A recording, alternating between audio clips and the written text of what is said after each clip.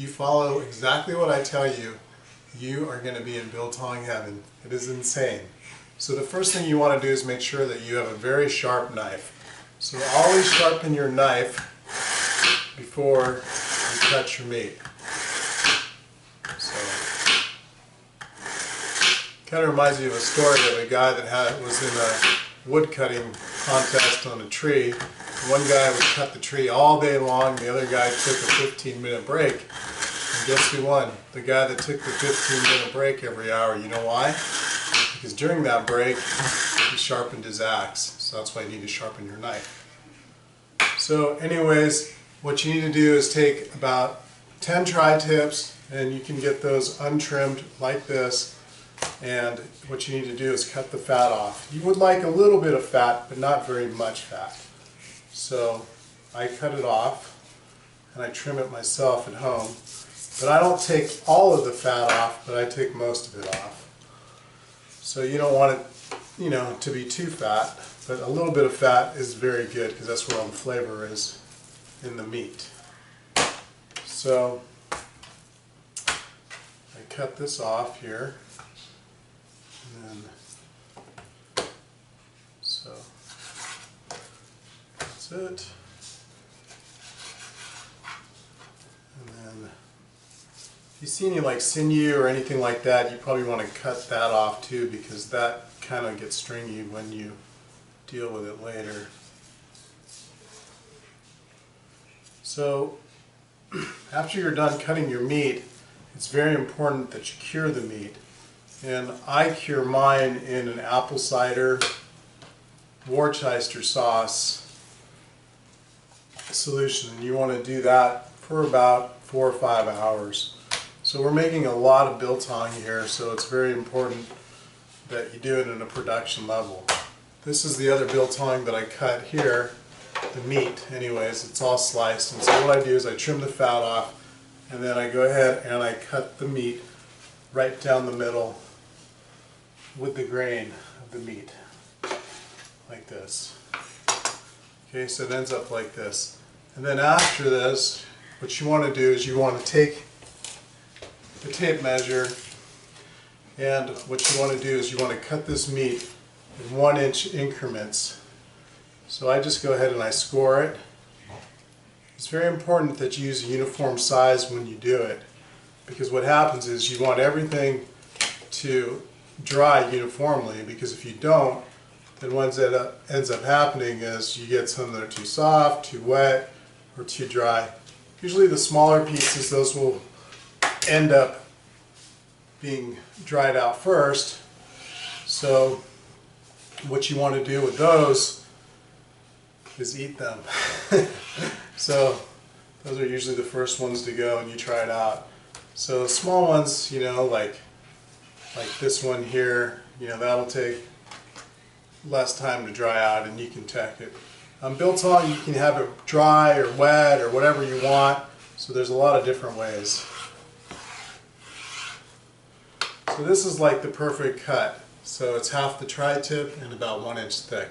So cut all your meat that way, and then when you're done cutting all the meat, then we're ready to start the marinade process. Grain, not with the grain, or just the long way of the tri-tip, which is the kidney, which looks like a kidney shape, so you just make it in long strips like this. Okay? And then after that's done, we want to go ahead and we want to do the Lee Perrin sauce, which is the Worcester, and you just go ahead and put that in. I would do maybe about a half a cup. Okay, and then equal part also of the apple cider. So there you go. Alright. And then what this does is it actually cures the meat. It kills any germs or anything that's on it. So that's very important, because we're drying this out. We're not really cooking it. In the dryer or the biltong box, it's going to go about 90 degrees for maybe about 4 or 5 days. So the more meat you got, the longer it takes. But what I do is I go ahead and I pour the vinegar in there, and then what I do is I just take the meat and I stick it in and I just coat it like this, okay? And then I just go ahead and lay it on a cookie sheet like this, and then you just keep going until they're all done. So this is the fastest way. Like I've seen people brush it on and do stuff like that. It takes way too long and you don't cover all the meat. This is a way better, faster process. So I'm into speed and getting stuff done. The reason I make 10 tri-tips is because this stuff goes really fast. I mean, it's just like, holy smokes, it doesn't even last. So the trick for making this stuff is that when you make it, you want to check how dry it's become. When it loses about 50% of its water content, then you know it's ready. Anything more than that, it might be too dry. And then what happens is when it becomes really dry, you ended up with just the spice and it could be a little too salty. I use a mix that I get from South Africa, but you can use any mix. It's mostly just salt, pepper, and coriander, and I think they put a little sugar and garlic in it. You can use any spice that you want, but the key to biltong really is the coriander, salt, and pepper. And the Worcester sauce, I like it because it just gives it a little beefier taste. So you just go ahead and you do all of these, and you coat them with the vinegar, Worcester solution. And then after that's done, what you want it to do is you want it to cure for probably about 4 or 5 hours or so. And then you just keep, then after that's done, you want to go ahead and put the spice on it and then let it sit overnight. So what's going to happen is when we do this marinade, it's going to like take out a lot of the moisture and stuff out of it. The vinegar will take out the blood out of the meat. And then that's what you want to do because you want it to be lean. Okay, so that is the second step after you cut your meat. Hey everyone, welcome back. Our meat is now cured with the vinegar Worcester sauce, and we are ready now to start applying the spice. So here's the spice. This right here is Safari Biltong spice. This is from South Africa, and I ordered it online and you can get it, and it's really good stuff. It is mostly coriander that's roasted and salt and pepper and some other spices. So this is it, and the trick to putting this on the meat is not to put on too much. So what I do is I grab the first one and then I just roll it on, and I do it on both sides so that it's completely covered, the first one. And then so this is the first layer, you put it on the cookie sheet, and then you do the same for that. But every other one, when you stack them, you do not want to do both sides. You only do one side, and that way the spice goes twice as long or twice as far. Because if you overspice it, then what ends up happening is that it'll be too salty.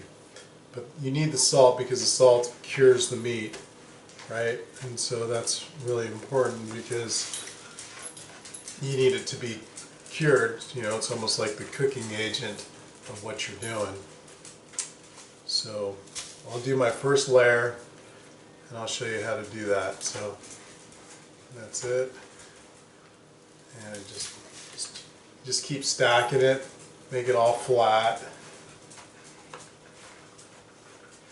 like that. So this way you get everything completely covered, you're good to go.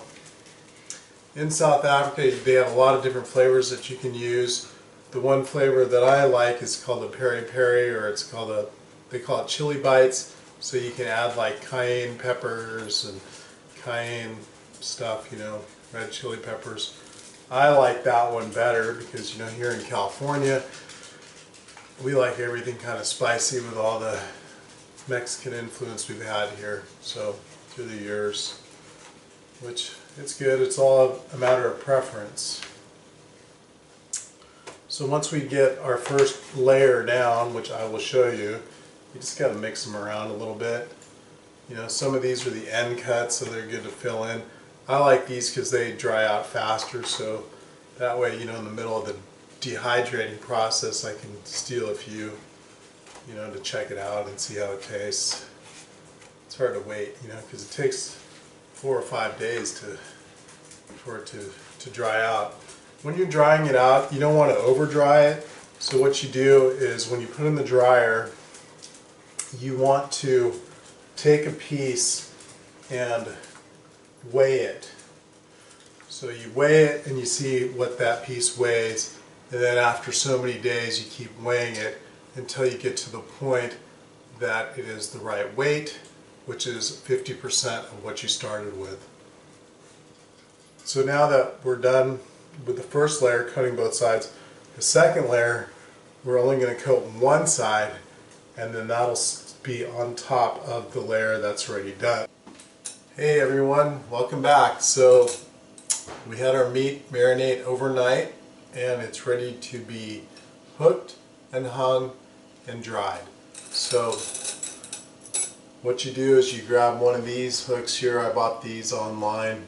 You get to use any hook. They don't have to be sharpened on the end.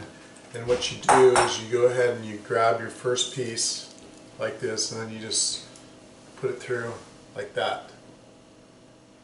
So, and then you just lay them out so that they can be hooked.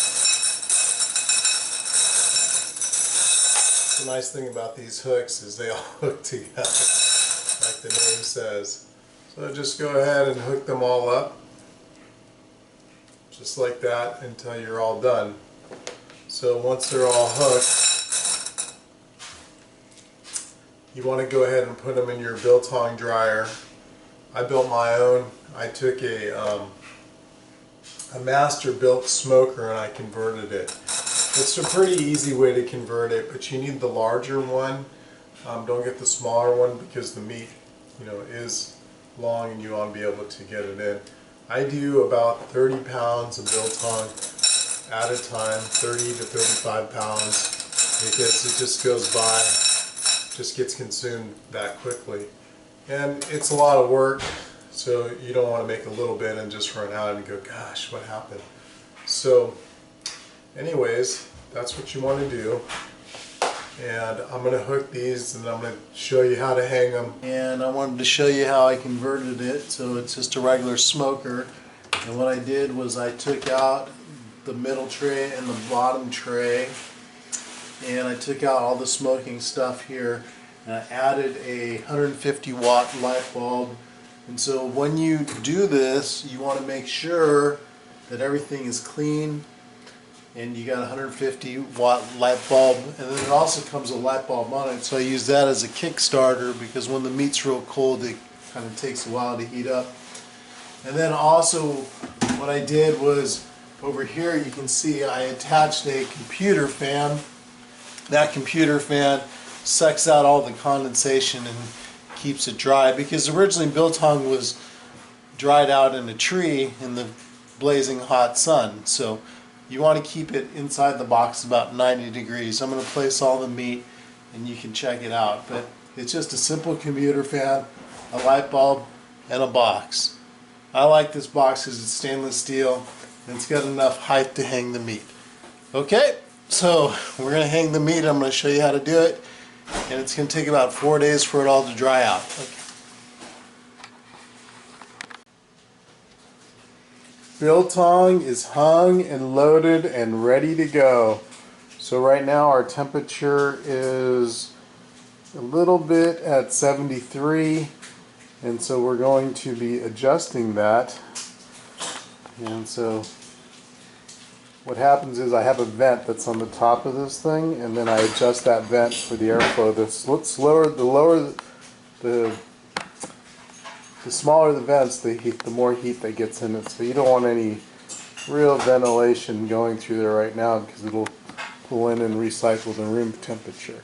So we're going to go ahead and shut that door, and it's going to come back in about 4 or 5 days and should be good. Remember, this piece right here, we need to weigh that.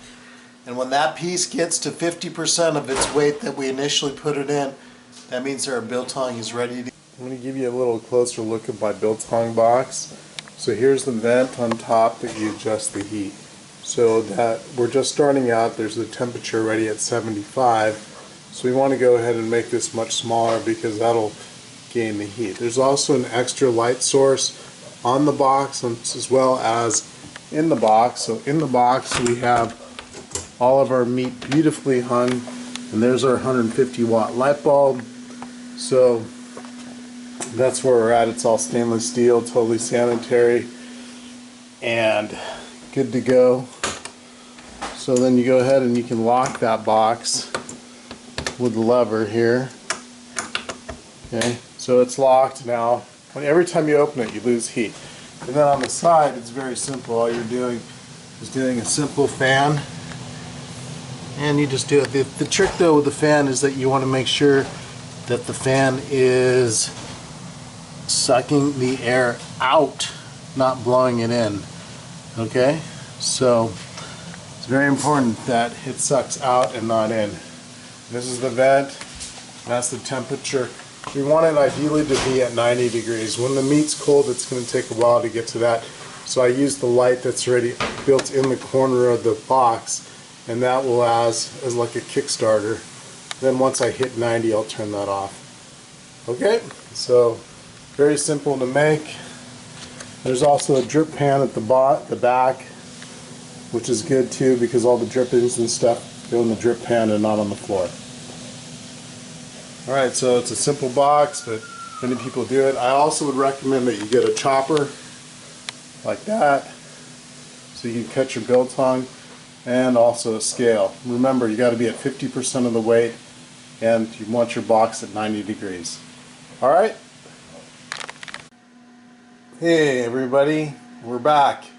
So after much time and delay, our biltong has dried to 50% and is ready for consumption. Lola? Lola? Roka? You guys ready to try this? Hey everyone, we're back. It's been 5 days and the meat has lost 50% of its hydration, and so we are in a perfect state. This is the chili bites, which is the spicy, and then this is just the plain. So that's all there is to it. It's the perfect mix, and this is going to generate you half the meat that you made. It's awesome. I'll show you a piece here to make sure that it's cut right for you. So we'll take a piece. This piece looks good. I'll cut it, show you. So that's what it looks like on the inside. Okay, that's with the 50% hydration. That is the perfect bite. If you don't have one of these cutters, I would highly recommend that you get one. Yeah. My God. Perfect. Perfect. Insane. Oh my God. Can't wait till you do this. Invite me over. Okay? Good luck.